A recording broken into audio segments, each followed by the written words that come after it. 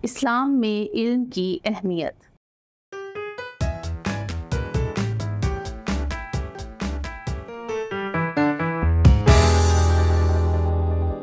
السلام علیکم عزیز طلباء و طالبات، میں آپ سب کو مون لائٹ انٹرنیشنل پبلیشر کے ڈیجیٹل تعلیمی پلیٹ فارم پر خوش آمدید کہتی ہوں۔ آج ہم اسلام میں علم کی اہمیت پڑھیں گے۔ علم ہی کی بدولت انسان کو اشرف المخلوقات ٹھہرایا گیا۔ علم ہی کی وجہ سے فرشتوں نے حضرت آدم علیہ السلام کو سجدہ کیا۔ علم کی اہمیت کا اندازہ اس بات سے لگایا جا سکتا ہے کہ نبی کریم صلی اللہ علیہ وآلہ وسلم پر جو پہلی وحی نازل ہوئی، اس کا آغاز لفظ اقرا یعنی پڑھ سے ہوا۔ اقرا بسم ربک الذی خلق، پڑھیے اپنے رب کے نام سے جس نے سب کو پیدا کیا۔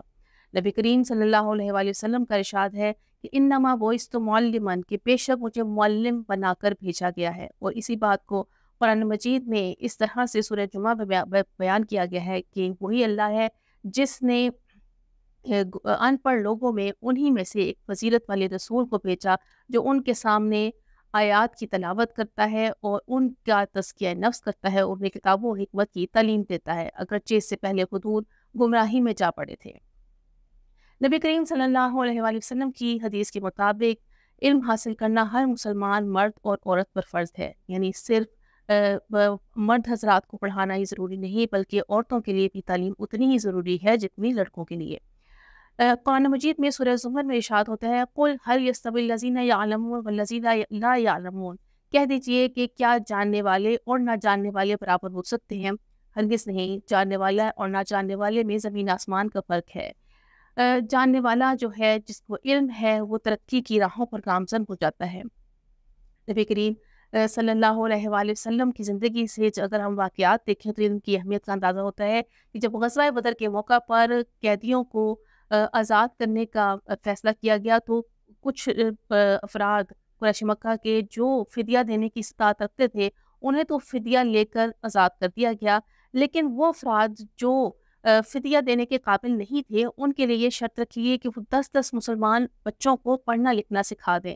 ان سے کسی محنت مزدوری کا کام بھی کروایا جا سکتا تھا، لیکن علم کی اہمیت اس قدر زیادہ ہے کہ انہیں 10 مسلمان بچوں کو پڑھنا لکھنا سکھانا ہی ان کی آزادی کی راہ بنائی گئی۔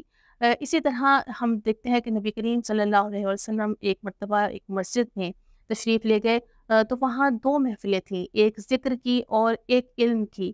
نبی کریم صلی اللہ علیہ وآلہ وسلم نے دونوں کی تعریف کی اور علم کی محفل میں بیٹھ گئے اور کہا کہ بے شک مجھے معلم بنا کر بھیجا گیا ہے۔